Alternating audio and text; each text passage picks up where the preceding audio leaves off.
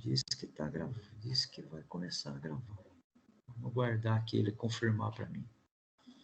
Tá, maravilha. Diz que está gravando. Vamos lá, então. Bom dia a todos. Vamos lá, então, para mais uma aula, né? Deixa eu dividir a tela aqui com vocês. A gente vai continuar falando o que a gente estava falando semana passada. Semana passada, não. Na última aula. Eu nem lembro quando foi dia... 15 nada, foi mais, né? Porque teve aquelas semanas de... Não, foi dia 15/5. Foi dia 15 Passou de um mês. maio. Exatamente. Tá, então, deixa eu só ajeitar aqui. Só mudar aqui. Então, deixa eu ir até lá onde a gente estava na aula. Deixa eu chegar nela lá, que ele estava falando sobre decisão. A gente falou lá sobre os casos curiosos, né? A questão da gente tomar decisão sobre... a gente toma decisão com base na percepção que a gente tem do mundo, né? Acho que paramos aqui. Aparecendo o slide aí para vocês? Tá sim. Sim. Tá? Então tá bom, ótimo. Então vamos lá. Então, só retomando aqui, a gente falou daqueles experimentos, né? Do refrigerante, depois do vinho, onde as pessoas tinha lá o último foi o do vinho, onde que tocava música francesa, e aí o consumo de vinho francês aumentava, e em outro dia tocava música alemã, e o consumo do vinho alemão aumentava, e era uma forma de estimular o cérebro, né, a induzir a um determinado consumo. E o interessante é que quando um funcionário do supermercado perguntava para a pessoa por que ela consumiu, quando tocava música francesa, a pessoa consumia vinho francês, e aí um funcionário perguntava o porquê da escolha do vinho francês, e a pessoa nem sabia responder o porquê, né? E a mesma situação acontecia quando, no outro dia que tocava música alemã, você perguntava, a pessoa não sabia. Então, o cérebro ele era induzido a um consumo, tá? E aí, a gente chega naquela situação da tomada de decisão, que a gente percebe que o cérebro já decidiu antes o que fazer, né? A decisão vem à consciência, nesse momento parece que estamos tomando uma decisão de forma racional, mas não estamos tomando, a gente está tomando uma decisão com base naquele estímulo que nos foi condicionado dentro de um determinado ambiente, e aí nós agimos conforme essa decisão pré-tomada, por assim dizer, tá? E a gente pode ficar formulando, inclusive, explicações de por que nós agimos assim, tá? O ideal é que sempre quando a gente vai tomar uma decisão, seja ela de compra, ou de consumo, ou de qualquer outra coisa, para um pouco, percebe, né? Perceba o ambiente que você está, tenta dar alguns segundos para você raciocinar melhor sobre essa decisão, e ao invés de estar tomando ela por impulso, né? E em cima disso, né, a neurociência ela aponta que tem algumas consequências e também algumas aplicações. Então, a gente percebe que as imagens valem mais do que o texto. Por isso que redes sociais como o Instagram são tão fortes, né? Inclusive, existe uma tendência que o Facebook ele está em declínio, né? Na verdade, quando a gente olha lá atrás, as redes sociais que tinham como premissa a escrita de texto, elas têm perdido espaço, elas têm entrado em declínio, e as redes sociais que predominantemente são imagens estão em ascensão, tá? A gente, quando observa lá o Orkut, né, que é o primo um pouco mais antigo do Facebook, o Orkut foi descontinuado, nem me lembro a data, mas aí o próprio Facebook atualmente, que é o mais presente, quando a gente olha, ele está em declínio, né? E o Instagram, ele está em ascensão. Inclusive, aqui um alerta de alguns especialistas que a gente está deixando de escrever para somente observar o texto, né? Aí é um outro grande problema que a gente tem que tomar cuidado com o uso excessivo de redes sociais. Mas, enfim. Então, existe o grande uso, o valor das imagens nesse sentido. Rosto de pessoas, né? Seres humanos gostam de se relacionar com outros seres humanos, então é difícil você ver uma propaganda que não tenha a representação de uma pessoa, seja ela na figura humana, tradicional, como nós conhecemos, ou através de uma caricatura, ou através de um desenho. O fato é que, de uma forma ou de outra, as propagandas, né, elas estão sempre associadas a um ser humano, ou tem alguma pessoa ali como sugestão, tá? Tem sempre alguém ali sendo a sugestão para aquela propaganda. O efeito de cores. O uso das cores é muito interessante também. Depois, a nível de curiosidade, tem esse site aqui que eu com a professora a gente trouxe para vocês, que ele fala da psicologia das cores. Então, por exemplo, as cores do McDonald's, por exemplo, é vermelho e amarelo. Vermelho e amarelo é uma cor que nós psicologicamente associamos à comida, à fome. Então, o McDonald's, inteligentemente, né, ele associa a sua marca a cores fortes, a cores predominantemente amarela e vermelha, que representam, que nos remetem à fome, tá? Não perder é mais interessante do que ganhar, né? Uma outra situação também que nós somos afetados neurologicamente. Então, isso já aconteceu comigo, tá? Mas a gente que tem um pouco, vocês a partir de hoje vão perceber isso com outros olhos. Aqui em Sorocaba, agora não, né? Mas às vezes ia para a cidade e aí tinha algumas pessoas que estavam ali vendendo algum produto na praça central, por exemplo, com uma prancheta. Aí você passa do lado, a pessoa chama a sua atenção e fala. Ela já começa falando que você já ganhou um prêmio, você já ganhou um brinde. E aí o que acontece no seu subconsciente? Você ganhou um brinde, o seu cérebro se sente feliz, por assim dizer. E aí quando ela fala, aí depois ele vira e fala, olha,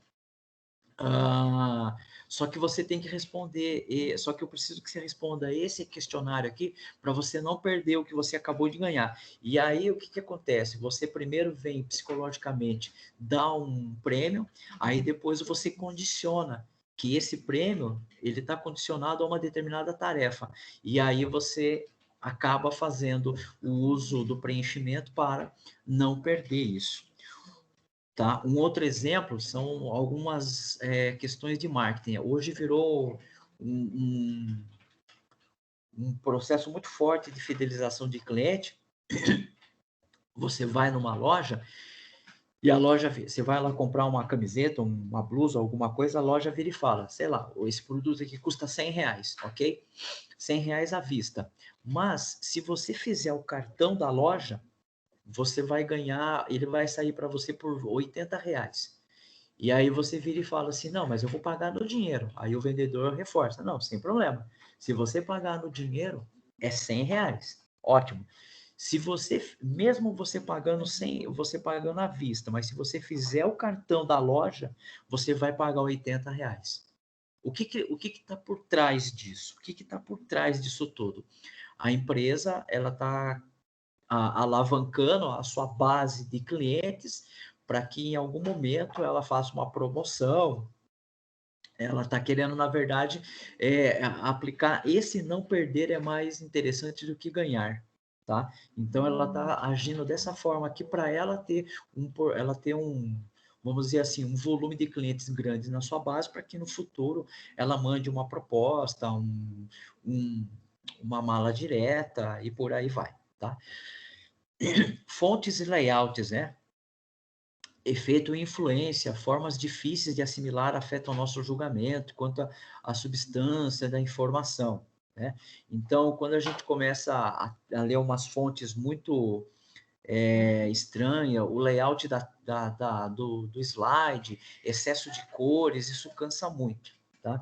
Um outro exemplo muito legal são as lanchonetes e os bares. Pô, a ponto que nós vai agora, já vou mostrar. Quando a gente pega, por exemplo, um restaurante, que você pega o cardápio, e o cardápio tem um monte de opções, mas muitas opções mesmo, você fica tão indeciso com as opções que aquilo se torna uma experiência traumática para você. Tanto que você, a próxima vez que você for cogitar de voltar nesse lugar, a primeira coisa que vai vir na tua cabeça é: nossa, mas tinha tantas opções ali que não foi bom. E aí é legal quando a gente associa isso para o nosso trabalho, de pesquisar e de fazer uma pesquisa. A gente quando vai pesquisar, a gente acha muita coisa. E aí é legal a gente filtrar. Por quê? Se tudo isso que a gente pesquisar, a gente achar, e pode ser que tudo isso seja interessante, e que tenha, talvez, uma certa relação com o trabalho que eu quero fazer. Mas se eu trouxer tudo isso para o meu texto, o meu orientador, a minha banca, vai ler aquilo e vai falar: nossa, mas essa pessoa está falando do quê? Ela está falando de 10 coisas aqui, mas do que exatamente ela está falando? Porque ela falou das 10 coisas. Então, por isso que volta e meia a gente sempre fala: olha, foco, específica. Cada vez afunila mais o foco da pesquisa, que daí você vai pegar exatamente um problema. Aí, às vezes, a gente que está pesquisando fica frustrado, porque são 10 problemas muito legais de resolver. Mas a gente tem que focar em um, tá? Ancoragem de preço. Essa ancoragem de preço aqui é muito legal. A gente costuma, vendedores muito habilidosos usam isso. Vou dar um exemplo de ancoragem de preço e que um vendedor muito habilidoso pode se dar bem usando essa técnica. Então, imagine que você tem, sei lá, vamos imaginar que a formatura de vocês, vamos torcer para que a formatura de vocês a gente já possa estar presencial. Aí vamos imaginar que a gente vai organizar a formatura e aí vocês vão numa loja para alugar os meninos vão alugar um terno, as meninas vão alugar um vestido, né? E aí você chega lá, você é adolescente, então qual é o seu poder aquisitivo, né? Aí você chega lá, o vendedor muito habilidoso, ele já olha para você e fala: bom, esse cara aí, eu já tô, ele faz já uma pré-configuração de você com o seu poder aquisitivo. Eu estou dizendo porque isso aconteceu comigo, entendeu? Aí você chega lá, o cara olha assim, aí ele vai lá e oferece um terno para você de R$ 1.000, por exemplo. Aí ele sabe que você não vai comprar, você não vai fazer aquisição desse terno. Mas a jogada dele é o seguinte: quando ele te apresentar o terno de R$ 1.000, ele vai te causar uma frustração interna com relação ao valor. Mas você vai pensar: pô, o terno é bonito, tem um bom caimento, né? A mesma questão com o vestido, com as meninas e tal. E aí ele fala: a hora que ele percebe o seu semblante, naquele milésimo de segundo que aquilo internalizou, você processou, ele vira e fala: mas eu também tenho esse aqui de R$ 500. Então perceba que esse efeito de ancoragem de preço, ele vai ter o seguinte: eu primeiro ofereço o caro e depois o barato. E aí o sentimento, né, o seu cérebro vai trabalhar da seguinte forma: aquilo eu não posso comprar, mas esse eu posso. Esse é mais barato. Mesmo que você ainda não consiga pagar o de R$ 500, o sentimento de alívio no seu cérebro é maior. Por quê? Esse é mais barato que aquele, tá? Eu estou falando de terno, mas isso pode acontecer, por exemplo, na compra de uma televisão, na compra de um celular, na compra de um sapato, tá ok? É sempre assim. A gente sempre está sujeito a esses tipos de técnicas, né? O paradoxo da escolha, né? Que tem a ver também com o layout. Muitas opções dificultam a escolha e a questão do storytelling, né? Então, eu faço toda uma história para poder sensibilizar a, a compra ou a aquisição. Então, eu percebo que eu tenho, e com isso, eu desperto o que a gente chama de alguns gatilhos mentais. E quais são esses gatilhos mentais? Bom, a gente tem aqui, deixa eu marcar aqui, a gente tem o escassez, a gente tem a antecipação, a confiança, a reciprocidade, a prova social e a autoridade. A escassez é quando a gente dá aquela sensação de que aquilo vai acabar e você vai ficar sem, né? Um exemplo muito legal disso eu vi algumas vezes o pessoal que ficava na fila lá para a venda do telefone da Apple, por exemplo, né? Então, os caras iam lançar numa quarta-feira, numa quinta-feira, não importa, as pessoas já entravam na fila da loja, tipo, se a venda fosse ocorrer na quinta-feira, às 8 horas da manhã, na quarta-feira, 3 horas da tarde, talvez, ou até antes, o pessoal já estava na fila, né? Black Friday. Black Friday é um exemplo típico aqui no Brasil disso. As empresas, elas fazem, as pessoas, elas fazem tanto domínio desse processo de escassez que a pessoa se sente naquela coisa que se eu não comprar essa televisão agora, eu vou ter um sentimento de perda, de dificuldade que vai ser grande. E aí existe essa sensação de escassez. É aquela coisa, né? Se você não comprar isso agora, você nunca mais vai conseguir, tá? E isso afeta algumas pessoas, né? De tal forma que as pessoas disparam esses gatilhos mentais nela. A antecipação, né? Criar uma expectativa, ansiedade, preparar-se, né? Aqui acontece muito isso com shows de cantores, por exemplo. Agora não está podendo, por causa da pandemia, mas às vezes o cantor, quando ele vira e fala, o artista ele fala, não, nós vamos organizar uma turnê pelo Brasil, por exemplo, e a gente vai passar por essas cidades aqui. E aí, além de ser um sofrimento por antecipação, existe também correlato aqui a questão da escassez, porque é sabido que no show, por mais grande que seja o ambiente, por mais espaço que tenha, ele tem ainda uma limitação de pessoas que vai estar ali dentro. Então, a venda da antecipação desses convites, por assim dizer, vai ser muito procurada. E dá a impressão que acabou. Aí, de repente, a hora que está faltando, sei lá, um mês antes do show, os caras liberam um novo lote de ingressos, tá? Então, um exemplo. Confiança, né? Temos em agir em relação à opinião das pessoas, mesmo que seja apenas uma falando nisso. Então, por exemplo, vocês ainda como são muito jovens, muito provavelmente, se a professora Ana Paula aqui, que está conosco, e eu falar para vocês de um produto, né? Se a gente falar de repente de alguma coisa e que a gente teve a gente teve uma relação boa com esse produto, muito provavelmente, querendo ou não, nós vamos estar influenciando, nós vamos estar disparando esse gatilho mental em vocês, tá? E aí, isso tem a ver com uma estratégia de marketing também e uma estratégia de posicionamento de uma empresa, tá? Perante quando ela oferece o seu produto. Então, esse processo vai disparar inconscientemente. Trazendo um pouco para a nossa área acadêmica, a professora pode ter lido um artigo muito bom e ela comentar isso. Assim, eu também posso ter lido um artigo muito bom e comentar isso com vocês. Então, esse gatilho mental vai disparar no cérebro de vocês que, olha, eu lembro que o professor ou a professora ou qualquer outro professor falou de alguma coisa assim assado que eu poderia trabalhar ou atuar no meu trabalho. E isso é disparado para vocês como gatilho mental, por quê? Porque vocês acabam tendo como referencial confiança em outras pessoas que passaram ou que tiveram uma relação com isso, tá? Isso é bom? É bom.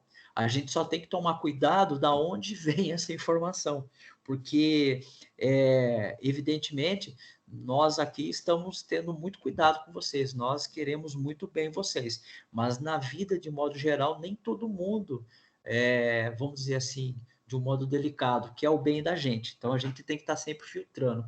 Vocês, principalmente, como são ainda jovens, estão ainda formando uma opinião, então, estão num processo de amadurecimento, por assim dizer, tem que tomar muito cuidado com o que as pessoas falam. Tem que, opa, peraí, será que o que o Flávio falou realmente é bom? Não precisa, não é confiar cegamente, né? Acho que essa é a palavra. Vou lá, ouvir o que ele falou, ouvir, mas eu vou fazer minha parte, vou dar uma pesquisada, vou dar uma buscada nisso daqui para que eu possa ter uma confiança mais avalizada, mais consolidada, tá bom?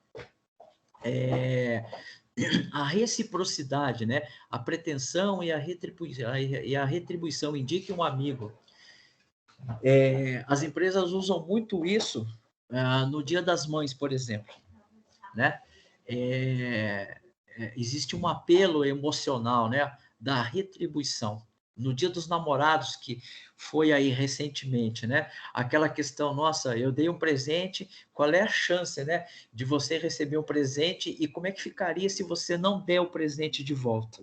Existe essa questão da reciprocidade, tá? Então, isso dispara um gatilho mental em nós, tá? Prova social. Quanto mais pessoas estão usando, dá a impressão que isso é bom, tá? Então, por exemplo, vamos pensar numa situação que é interessante e que parecia que era uma moda lá atrás e que virou uma tendência.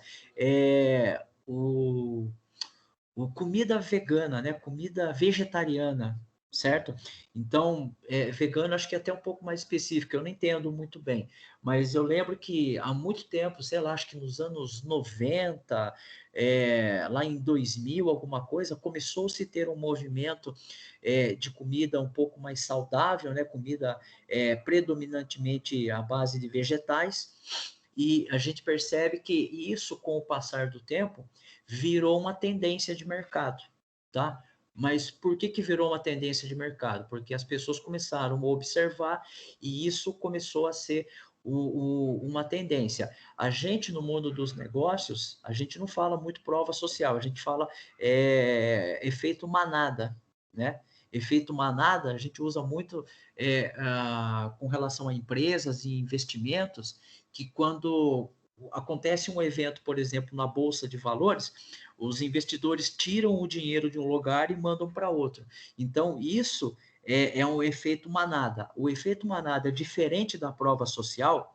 O efeito de manada, ele é um tempo muito curto. Então, acontece um evento, não existe uma prova real de que aquilo ainda é verdadeiro, só existe uma sensação vamos dizer assim, olha, as pessoas estão indo para lá e eu não sei muito bem o que está acontecendo, eu vou também, tá? A prova social, não. A prova social, eu observo, eu vejo e eu entendo o que está acontecendo, tá bom? Então, tem essas duas coisas muito legais. E a autoridade, né? É o domínio sobre o assunto. Não basta você ser médico se não tiver um DR antes do nome, não damos valor. Então, é muito comum, nem todo médico fez mestrado e fez doutorado. Então, por que a gente coloca doutor fulano de tal? Né? Nem todo médico é doutor. Então, por que coloca o doutor lá? Se não colocar o doutor, no nosso subconsciente, parece que causa uma perda de confiança no médico porque não tem um DR na frente. É incrível isso. Quando eu vi algumas pesquisas que foram questionadas as pessoas, o médico aqui, e aí quando não tinha o DR, existia. E não há razão nenhuma. Lógico que existem médicos que aprofundaram no estudo e são doutores, mas uma boa porcentagem da classe de médicos não é doutor. Eles não têm doutorado, tá? E é interessante isso, o que essa falta do DR nos causa. Tá? E isso não se reflete em outras atividades. Por exemplo, na nossa área acadêmica, meu professor, o fato de ser mestre ou doutor não tem essa mesma preocupação com relação aos médicos. Então, você não vê, por exemplo, essa preocupação com as universidades privadas, que elas precisam contratar professores com mais experiência acadêmica, elas não têm essa preocupação. A preocupação delas é apenas com o MEC lá, que exige o número mínimo de doutores e mestres na grade curricular, mas as faculdades privadas, elas, se o MEC virar e falar que tem que ter apenas um doutor e apenas um mestre, ela vai contratar só um de cada. O resto é tudo especialista, é tudo com formação apenas a faculdade. Tá?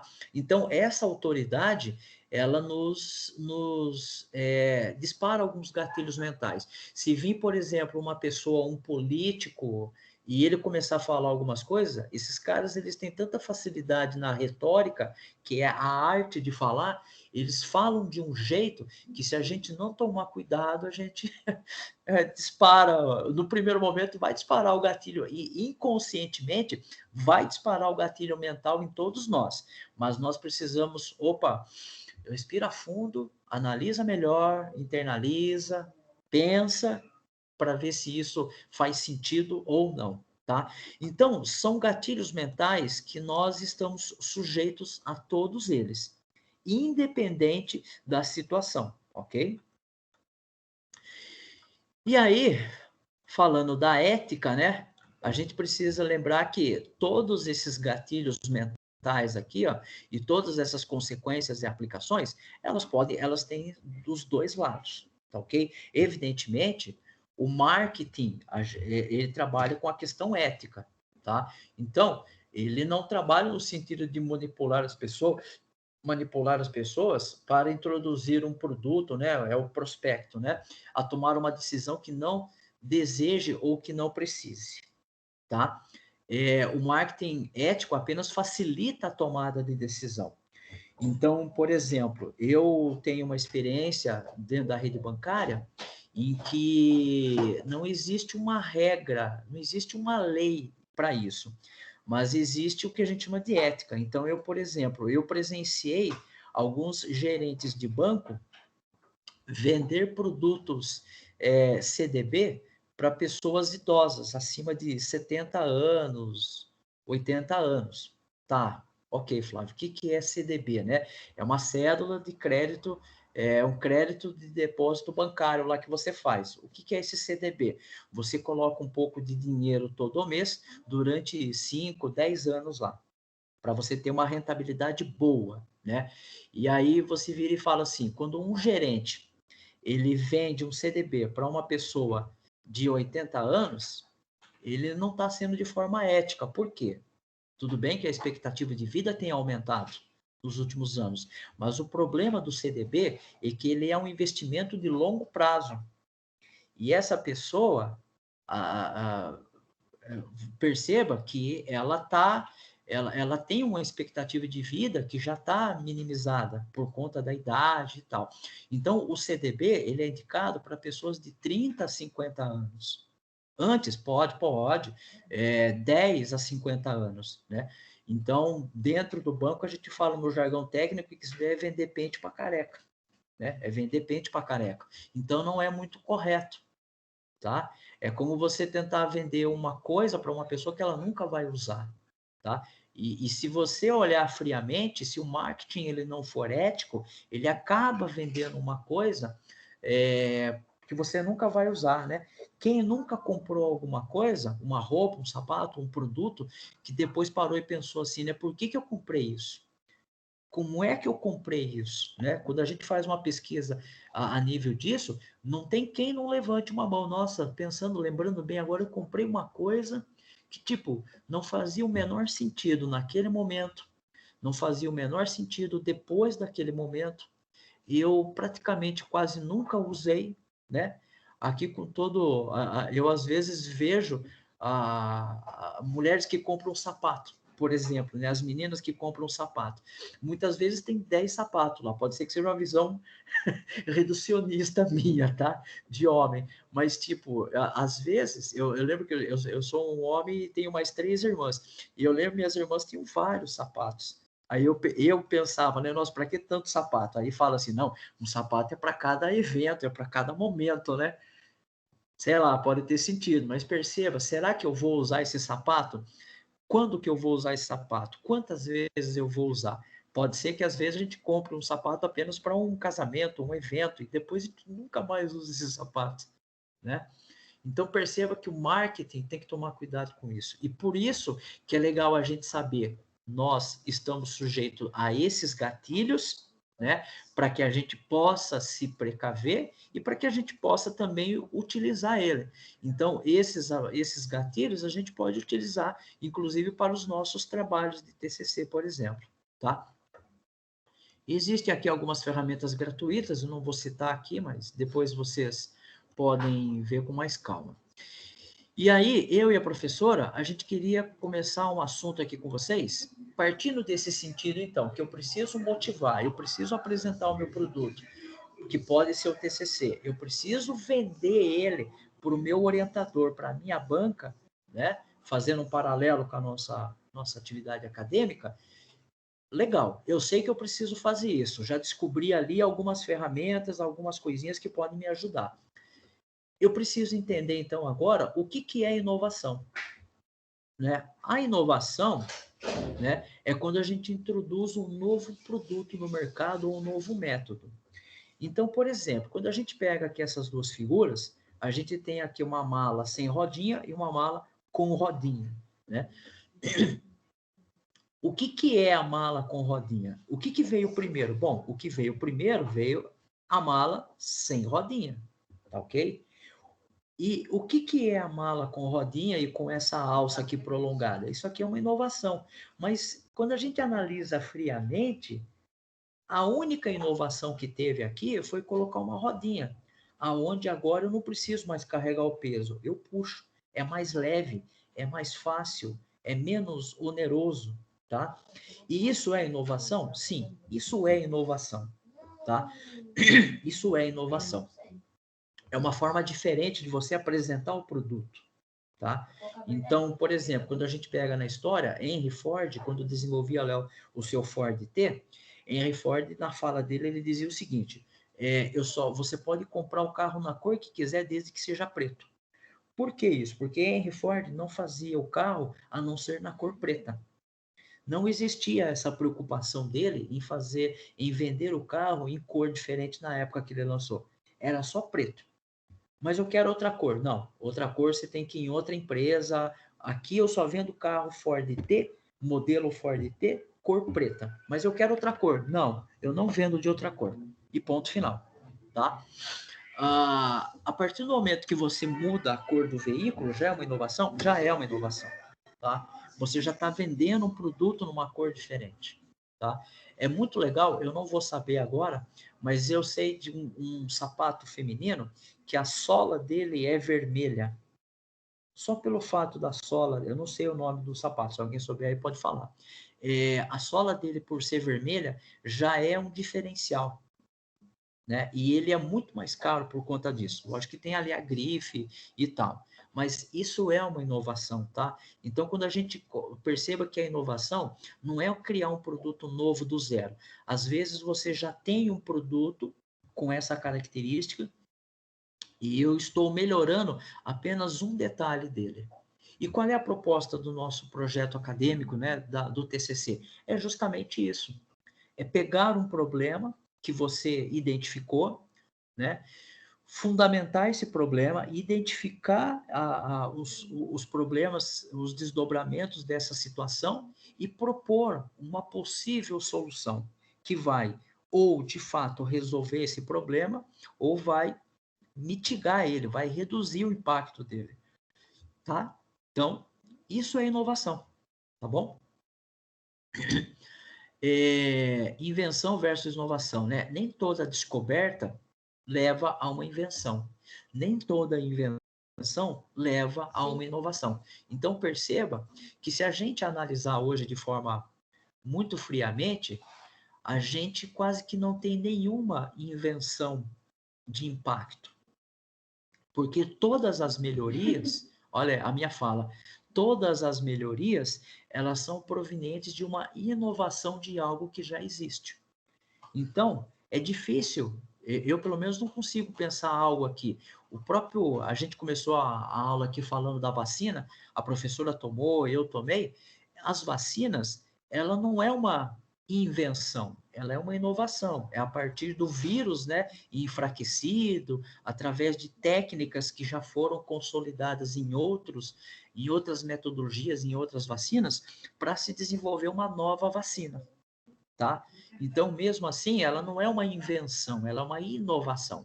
Lá atrás, se a gente pegar daí a história da vacina, se a gente pegar lá atrás o cara que inventou a vacina, aí é invenção. A partir de lá é só inovação, tá? Então, é muito difícil a gente encontrar hoje uma invenção do zero, porque é tudo melhoria daquilo que já existe. Tá? Mas pode acontecer? Pode. De repente, se alguém achar uma aí, me fala que eu também não sei tudo, tá?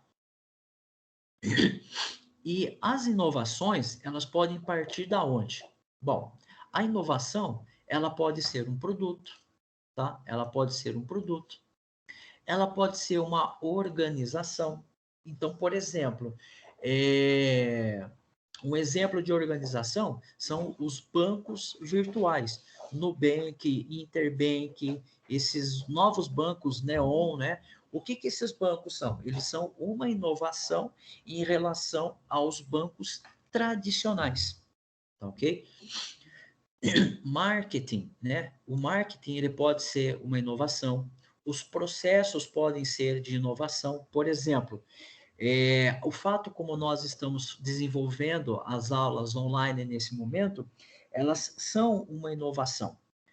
Pode ser que elas ainda não sejam o melhor que deveria ser, né? A excelência, por conta de N problemas. Nem todos têm acesso à internet, ou nem todos os professores estão treinados, não têm essa habilidade, ok? Então, mas é um processo inovador, né? E que, inclusive, isso pode ser uma tendência nos próximos anos, tá? Isso é uma outra discussão, mas é uma inovação, tá ok? Os serviços, né, de streamer, né, por exemplo, são inovação, né? Nunca se viu tantos serviços de streamer no Brasil como nos últimos anos. E esse processo também é considerado uma inovação. Então, toda vez que eu apresento um serviço novo, é uma inovação. Então, olha só que legal, eu tenho produtos que podem ser mudados, podem ser melhorados, eu tenho processos organizacionais que podem ser melhorados. Então, a gente, uma vez ou outra, falou dos processos organizacionais lá atrás, ou melhor, acho que tinha um problema, um TCC que estava falando alguma coisa que não funciona. Os caminhos de comunicação do IFE são muito deficitários. Será que nós podemos inovar, criar uma metodologia, um processo que vai melhorar isso? Tá? Então, percebo que a inovação ela pode ter várias frentes. Tá? Todos nós podemos fazer. Então, se o seu TCC for desenvolver um produto, é uma inovação. Se ele for melhorar uma entrega, então, por exemplo, eu vou criar uma metodologia para melhorar as aulas de banco de dados do professor Flávio. Ok, isso é uma inovação, entendeu? E por aí vai. Muito bem. E aí, com base nisso, a gente começa a pensar na gestão da criatividade. A criatividade é algo muito importante, tá? E como é que eu desenvolvo a criatividade? Bom, se isso fosse fácil, né? Seria ótimo. E, de certa forma, ela não é complicada. Talvez ela seja um pouco trabalhosa.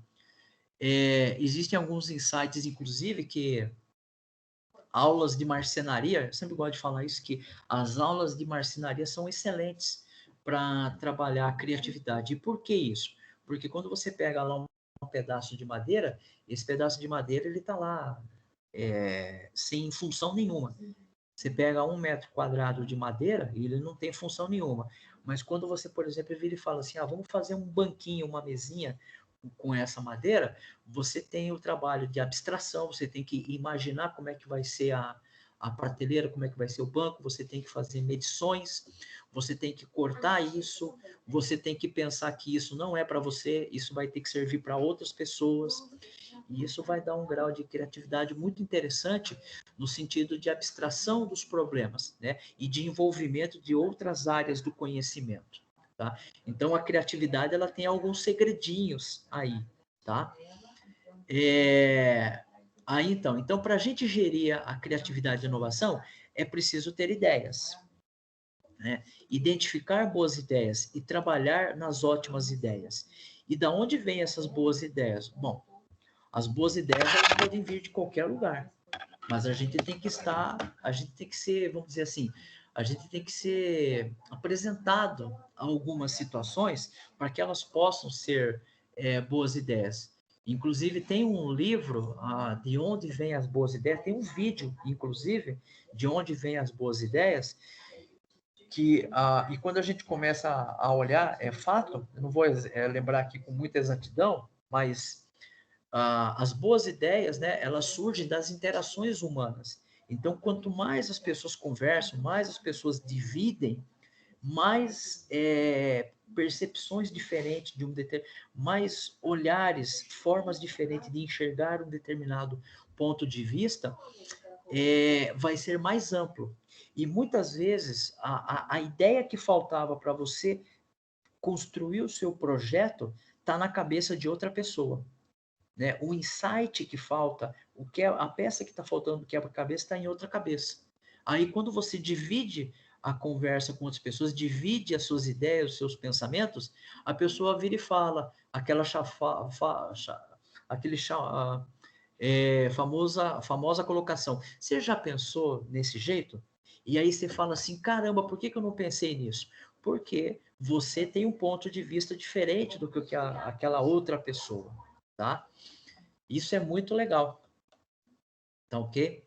E aí, ó, a gente precisa ser estimulado. É isso que estava falando de boas ideias. Então, quanto mais informações e estímulos estiverem disponíveis a uma pessoa, maior a possibilidade que as mesmas seja criativa.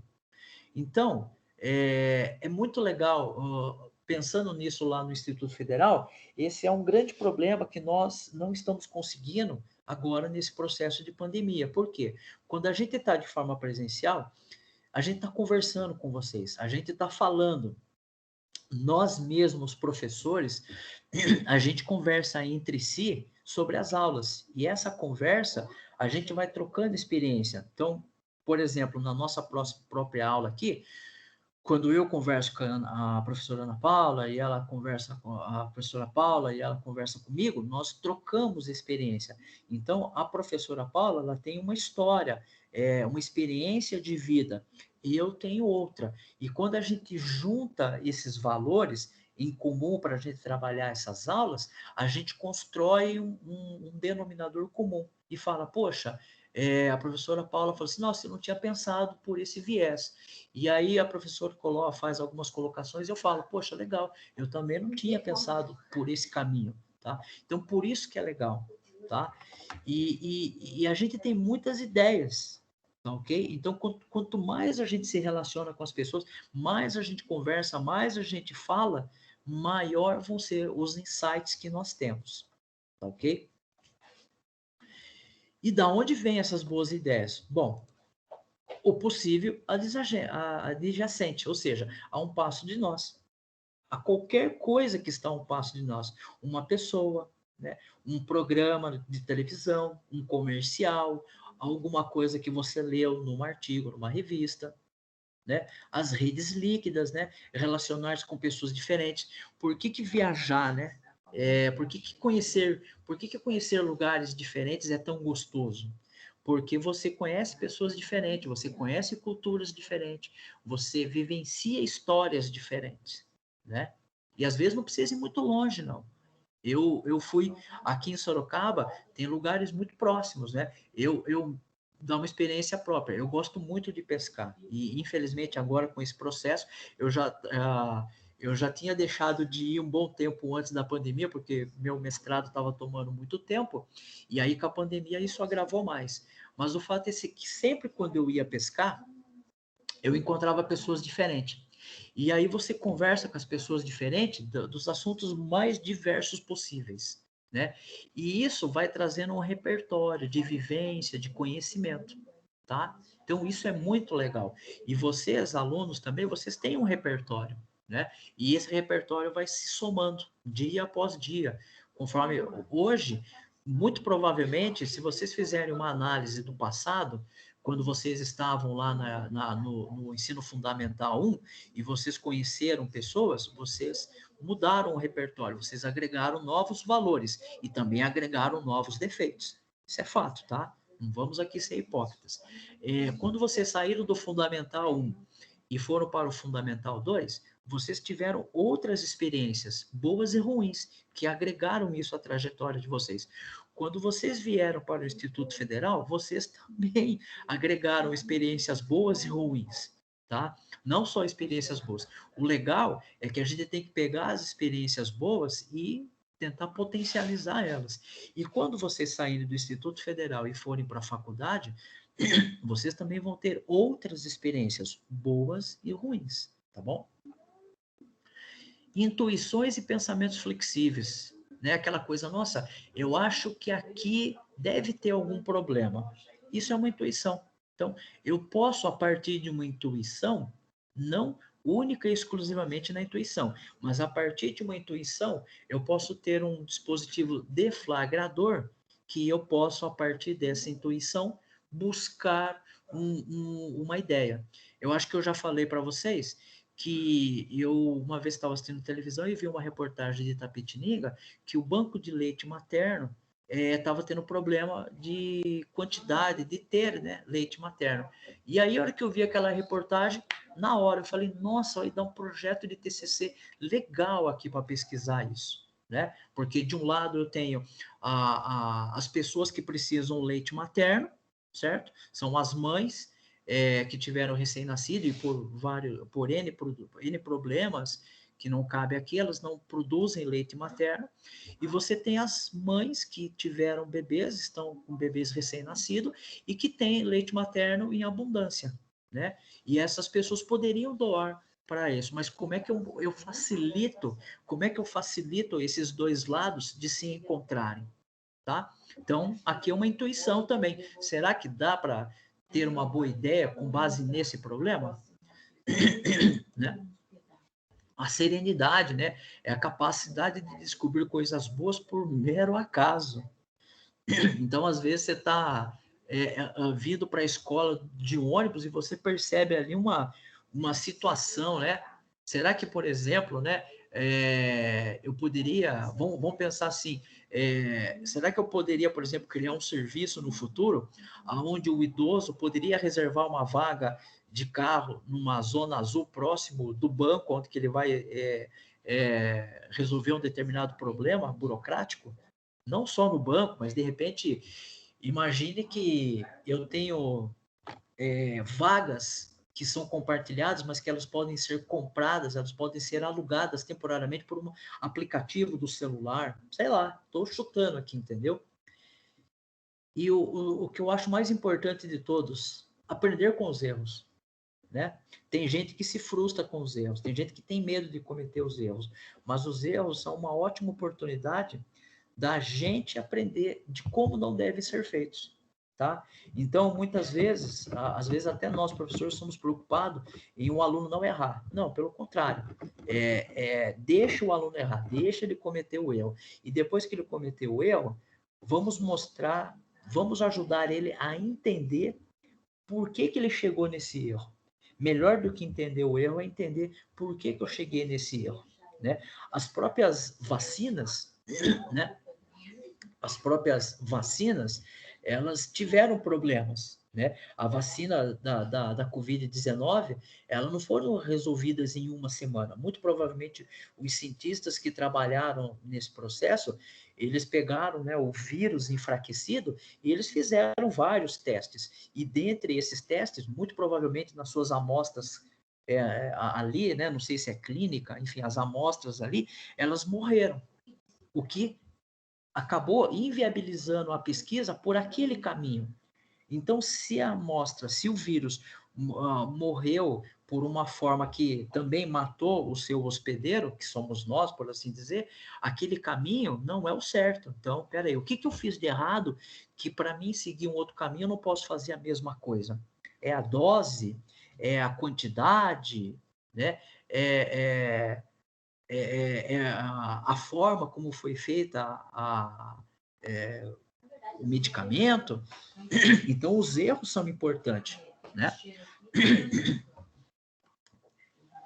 Exaptação, né? É uma estrutura previamente existente, pode ser adaptada para uma nova. Aqui é o exemplo da mala, né? Aqui é o exemplo da mala. Então, provavelmente, eu não fui atrás, mas eu estou aqui imaginando, o cara que teve a ideia da mala de rodinha, eu imagino que provavelmente foi uma pessoa que viajava, e que tinha malas grandes. Então, por exemplo, estou imaginando que uma pessoa que é uma família, é um casal com 2 crianças, por exemplo, e que as malas são gigantes, e que daí essa pessoa carregava essas 4 malas, que eram pesadas. E em algum momento, a hora que ele estava voltando do carro dele, ele pensou, nossa, o carro flui tão facilmente com as rodas, né? Será que se eu colocar a roda na mala, será que não vou ter um efeito parecido, similar? Então, perceba, eu estou imaginando, né? Não sei se foi assim, mas eu estou imaginando que quando a gente tem uma boa ideia de alguma coisa que já existe, eu vou, eu coloco com uma nova função, tá? Isso é muito interessante. E como ter boas ideias? Bom, seria ótimo que a gente pudesse tomar uma pílula, né? Eu com a professora adoraríamos ter várias delas. Acho que a gente, inclusive, ia guardar todos para nós. Ia guardar todas. Eu adoraria ter várias ideias, né? Boas ao mesmo tempo, mas a gente não tem. Mas como é que eu crio mecanismo para que eu possa ter boas ideias? Existem alguns segredos. Leitura. Ler. Não tem outro caminho. Eu preciso ler. Eu preciso conhecer o que as outras pessoas estão falando para que a partir disso eu possa enxergar um pouco mais à frente, tá? Então, eu costumo dizer que a gente, quando pega a teoria do Einstein, a gente não precisa aprender de novo como é que o Einstein imaginou e elaborou essa teoria. Basta a gente pegar, entender como é que funciona a teoria dele, ou seja, eu subo no próximo degrau e enxergo o próximo problema. E a partir disso, a gente vai caminhando, tá? Uma outra forma, viagens. Viagens é uma outra forma também de a gente ter boas ideias, porque a gente sai. A viagem aqui, de modo geral, é você sair da onde você está e você ir para outro local, você conhecer pessoas diferentes. Então, o fato de você, por exemplo, sair da sua casa e ir para o IFE presencialmente e conversar com colegas e conversar com professores, já é uma oportunidade de ter uma ideia diferente, tá? Estudos, né? Estudar outras áreas. Então, eu gosto muito de, às vezes, eu estou fazendo muita coisa. Por exemplo, eu estou estudando uma linguagem de programação e aí eu cansei, eu vou fazer uma coisa totalmente avessa. Vou fazer outra coisa. Depois de um tempo eu volto a fazer isso. Então, estudar, né, é também uma forma de aprender coisas novas. Eu já falei, acho que para alguns colegas no Instituto Federal, né, que uma hora ou outra eu vou estudar gastronomia, só para fazer lanche, para poder comer. É uma ideia, sei lá se isso vai vingar no futuro, mas aí você vira e fala assim, mas por que você quer estudar? Sei lá, conhecer coisas novas, aprender uma coisa diferente, tá? Então, às vezes, aprender a fazer crochê, aprender a desenhar, são coisas que vão nos estimulando a ter boas ideias. Inclusive, falando de crochê, um tempo atrás eu li um artigo que fazer crochê é uma ótima forma de desenvolver a criatividade mental, porque você ali desenvolve a paciência, né, e a habilidade manual muito necessária para o desenvolvimento da criatividade. Lembrei desse insight agora. Dançar também, né? Vamos lá. ter conversas interessantes. Então, às vezes, a gente falar sobre coisas e não sobre pessoas. Então, a gente é uma coisa que eu acho falta no Instituto Federal.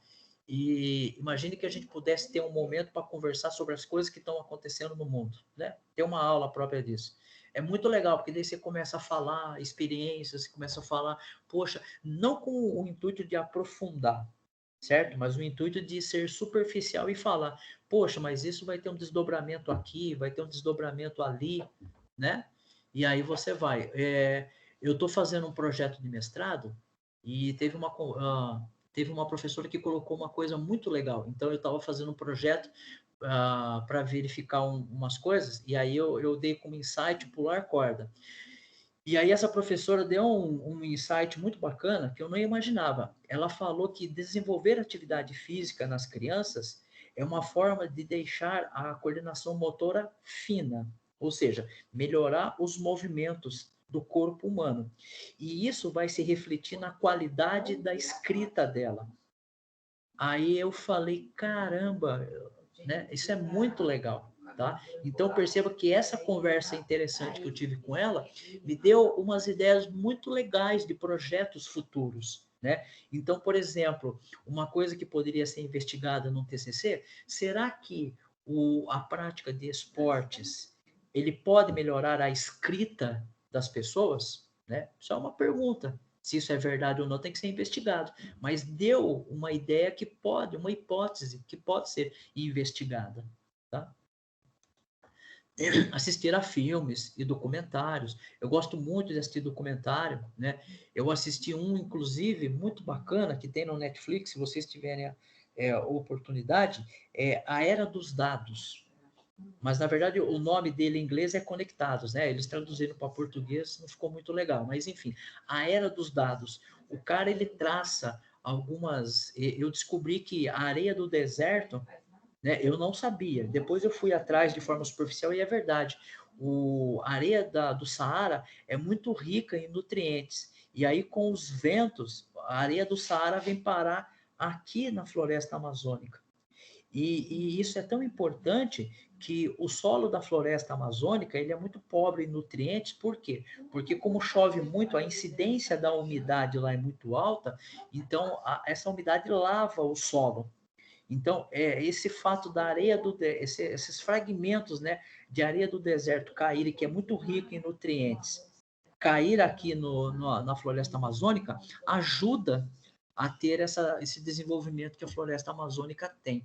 Eu descobri, por exemplo, que essas tempestades de areia que vêm do Saara, elas são responsáveis por terem menos tornados, porque aqueles microgrãos de areia, eles furam as nuvens que são precipitadoras ou causadoras de tornados. E isso diminui, lógico que acontecem tornados ainda, né, na costa americana, mexicana, mas teria muito mais frequência se essas tempestades de areia não ocorressem lá no Saara. Muito interessante esse documentário, tem vários, né? Ele fala várias histórias lá. É muito bacana. Se vocês tiverem oportunidade, uma hora, vejam. Conhecer novos lugares, tá? Então, quando a gente... É muito legal. Infelizmente, vocês foram privados disso por conta do cenário. Mas, por exemplo, quando a gente conhece museus, né? Que nem aqui em São Paulo, que é perto de nós, tem o Museu da Língua Portuguesa. É um passeio muito bacana levar vocês, mas infelizmente o cenário não nos permite. O museu, inclusive, foi reinaugurado depois que pegou fogo, né? Se não me engano, acho que foi inaugurado. Mas é um lugar muito bacana para conhecer, ter novas ideias, né? Fazer trajetos diferentes. Então, às vezes, quando eu estou de carro e tenho que ir em um lugar, eu às vezes procuro propositalmente fazer um outro caminho. Por quê? Porque quando a gente faz o mesmo caminho, o nosso cérebro, ele está acostumado com aquele trajeto. E ele não se esforça para aprender coisas novas. Quando você força ele a fazer um outro caminho, quando você pega propositalmente um outro caminho, estou falando de carro, você é obrigado a tomar mais atenção, a prestar mais atenção na rua, semáforo, faixa de pedestre. Por quê? porque ali é um lugar desconhecido. Então, o seu cérebro passa a ficar mais atento. E quando você fica mais atento, você fica mais observador. E esse observador te dá a oportunidade de enxergar coisas novas que, se você fosse pelo caminho tradicional, você não enxergaria, tá? Então, às vezes, andando de bicicleta, né? Pode ser também um processo.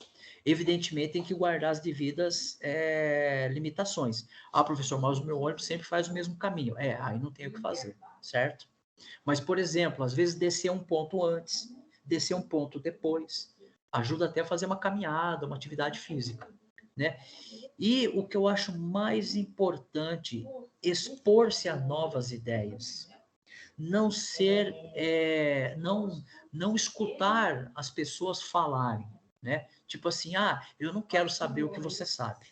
Pelo contrário, pode ser que nem tudo ali vá servir para você, mas alguma coisa você tem que tirar disso. Não precisa acreditar em tudo o que eu falo, né? Não é esse o objetivo. Mas lembre-se, uma parte do que a gente fala pode servir para você, né? E para ser inovador, acho que estamos quase terminando aqui mais um tiquinho, para ser inovador são necessários 3 ingredientes, né? Conhecimento sobre diversas áreas. Então, tipo, se o seu trabalho for sobre... eu lembro que acho que tinha alguma coisa do ano passado que era sobre violência doméstica, por exemplo, né? Não adianta nada eu querer falar sobre isso se eu não entender socialmente como é que está organizada a sociedade, a nível de Brasil, a nível da cidade, do estado que eu resido, né? Se eu não entender como é que é a trajetória das pessoas, né? Então, a gente tem que entender a cultura, como é que é o processo ali dentro, tá? Eu gosto muito de dar exemplo de culturas diferentes, né? Não teve lá o exemplo lá do médico lá que foi lá no Egito lá e falou besteira lá para a moça lá e ficou detido com toda a razão? Então, por quê? Porque não sei se foi proposital, mas o fato dele desconhecer. Quantas vezes a gente ouve falar que a pessoa vai para um outro país e não conhece a cultura local e comete problema ou algumas gafes, né? Ser proativo. Você também tem que fazer a sua parte, né? Você tem que adquirir o hábito de inovação, e o hábito de inovação vem por o uso de algumas desses itens aqui, tá? Eu não vou falar da criatividade da empresa, tá bom? Deixo isso aqui para vocês lerem depois, a nível de curiosidade. E aí, uma coisa legal que eu queria falar, acho que para finalizar, é o funil de oportunidades. Então, a gente tem muitas ideias aqui, várias ideias. Eu preciso pegar essas ideias e registrar essas ideias de alguma forma. Com os celulares é fácil, eu abro ali o gravador e falo, eu tive uma ideia assim assado. Ou eu anoto num pedaço de papel no caderno, tá?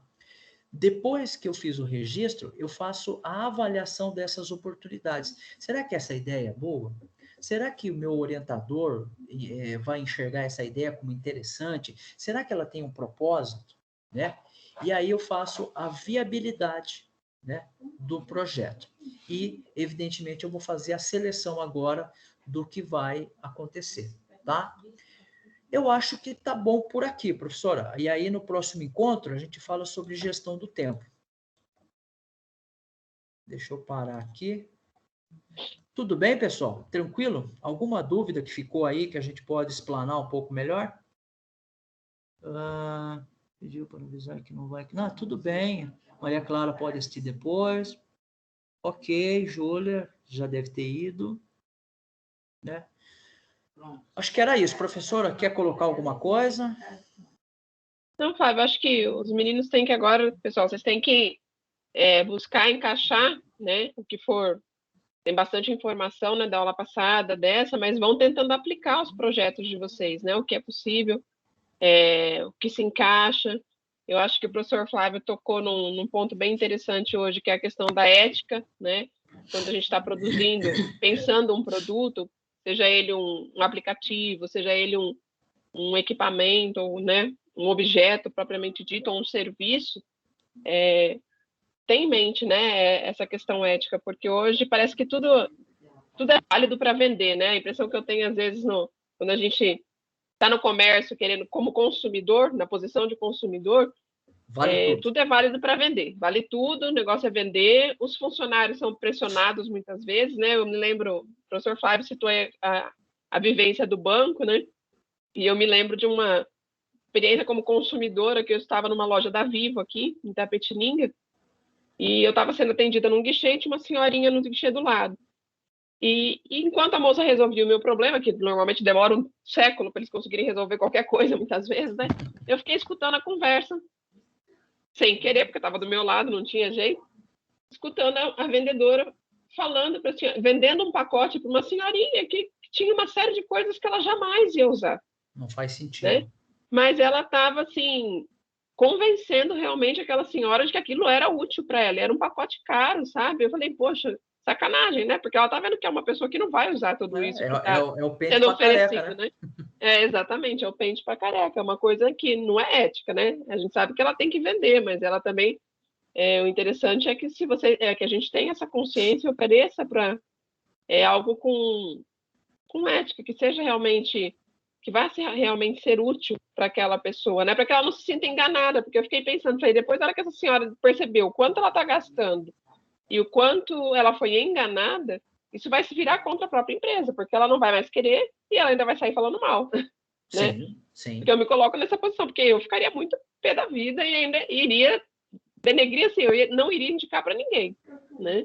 Correto. Então, é importante essa questão de vocês, quando estiverem pensando o que vocês vão oferecer, independente do que seja o projeto de vocês, né? Nesse aspecto ético, né? Eu estou pensando só em vender aquilo que eu estou criando, ou eu estou realmente oferecendo algo que tem, que vai ter utilidade, que tem vantagens em relação a outra coisa que já existe, né? É uma inovação, acho que essa diferença é importante, né? Que o professor ressaltou. Hoje é muito difícil a gente ter invenções propriamente ditas, né? Novas invenções. O que a gente tem muita inovação, o exemplo da vacina que o professor deu foi excelente, né? Bem atual e se encaixa. A vacina foi inventada lá no século XVIII, né? Hoje o que a gente tem nas diferentes vacinas que estão saindo aí inovações de processo de produção, basicamente, né? Que dão um produto final um pouquinho diferente, mas com a mesma função, que é imunizar, né? Então, esse produto que eu estou oferecendo, essa inovação que eu estou oferecendo, né? Ela é eticamente pensada, foi eticamente pensada para oferecer um serviço, um produto, algo que vai trazer um real benefício e não um prejuízo, uma enganação, simplesmente para vender, para gerar lucro, né? Para um setor, para uma empresa, para alguém. Isso. E aí, professor, acho que é legal fazer uma reflexão que esse processo de desenvolvimento de fármaco, ele tem sido muito discutido com relação à ética, por exemplo, né, a questão de produtos de beleza, que são usados, inclusive, existem denúncias, e de fato isso deve acontecer, o uso em animais para verificar questões de reações, né? O próprio uso de fármaco no tratamento de doenças que são usados em animais, né? E aí entra num terreno bem interessante, acho que não cabe aqui um debate, mas acho que isso é uma coisa legal que, quando voltar presencial, acho que a gente pode fazer uma mesa redonda, não só disso, de outras coisas, né? Até onde a ética ela defende o uso desses medicamentos em animais, né, para que depois eles possam ser aplicados em nós, e até que ponto isso é legal, e até que ponto isso não passa a ser legal mais, né? Então, isso é uma coisa que envolve várias áreas, questão da filosofia, da sociologia, da história, né? De aplicações que vão talvez além, que escapam aqui do nosso controle remoto agora, mas são coisas que a gente começa depois a ter desdobramento. Como o caso da venda, como o fato do cenário atual, questões políticas, administrativas. O fato é que quando todo empresário, independente se ele é bilionário agora ou não, todo empresário, quando ele começa com uma ideia, ele começa com o propósito. Ele sempre começa com o propósito, seja dono banqueiro ou qualquer coisa. Ele começa com o propósito. E aí a fala do professor foi legal, que o pensamento de vocês de um projeto tem que começar com um propósito. E aí esse propósito depois ele vai tomando corpo. Agora, é fato que lá na frente, se você pegar o proprietário da Coca-Cola, por exemplo, hoje ele pensa mais em dinheiro do que no propósito. Mas lá atrás, mas quando você pergunta para ele, ele vai resgatar esse propósito. Se você perguntar para um banqueiro, o propósito dele era oferecer crédito para que todos possam entrar num supermercado e comprar o que ele quiser com o cartão de crédito. Tá? Então, o propósito era esse. Evidentemente, não vamos aqui falar que todo banqueiro é ovelha. Todo banqueiro é lobo, entendeu?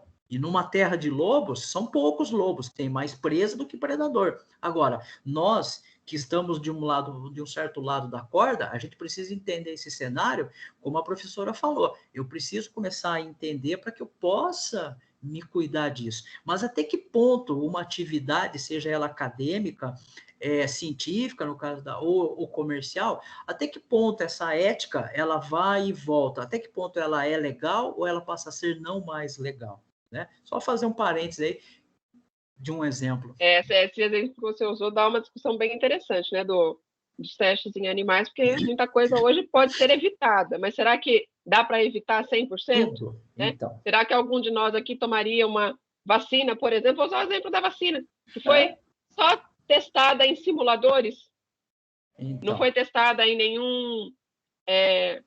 nenhuma instância, nem nos próprios seres humanos? E aí a gente muito provavelmente não, né? A gente entra no contexto do direito. Eu sou obrigado a tomar vacina? Que lei desse país me obriga a tomar a vacina?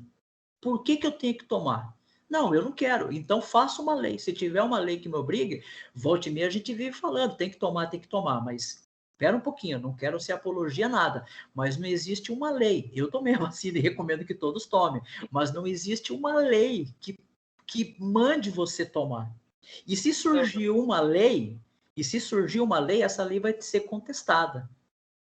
E muito provavelmente ninguém vai meter a mão nessa caixa de vespeiro porque tem que mudar a Constituição, porque tem um direito pétreos lá, que se chama assim, que me dá o direito de ir e vir. E tem que mudar esse direito. Então perceba que essa discussão, por mais que pareça óbvia, ela tem espaço para discordância, e discordâncias que são fundamentadas. É uma coisa que a gente brinca às vezes aqui em casa, eu e meu marido, com essa questão da proibição, né? Nada é proibido, mas nem tudo me convém, né? Tem um ditado que diz, ninguém é proibido de matar o outro. Há uma série de sanções que vão lhe ser aplicadas se você fizer isso. Exatamente. Né? Essa questão, nada é proibido, em tese nada é proibido, né? Você está sujeito ao rigor do que essa contravenção, entre aspas, assim, lhe impõe. Impõe, exatamente. Mas é isso. Pessoal, vocês têm alguma dúvida? Senão a gente encerra, que a gente já está para quase 1h20, né? E aí a produtividade cai mesmo. Não tem jeito. Nesse cenário, assim. Acho que ficou por isso mesmo, pessoal. Então, podemos encerrar, então? Joia, por mim tranquilo, Flávio. Então tá joia. Muito bom, então. Então vamos encerrar. Pessoal, muito obrigado a todos. Ótima manhã, ótima semana que ainda nos resta, tá? Eu não sei quando que é o próximo encontro nosso, mas acho que é só daqui 2 semanas agora. Tem a semana que vem, na outra. Dia 30. Dia 30, né? Pula uma semana, né? Mas aí a gente vai se arrumando, tá bom? Pessoal, tchau para vocês. Ótimo dia para todos. Ótima semana que tá ainda. Tem um bom pedaço da semana. Professora, muito obrigado. Tchau, tchau para vocês. Tchau, tchau, pessoal. Muito obrigado. Tchau, Flávio. Até a próxima. Se cuidem. Pode deixar. Pode deixar que eu faça a chamada lá e coloco lá no Moodle tudo, tá bom? Tá joia, Flávio. Combinado. Tá, tchau, tchau. Até mais. Tchau.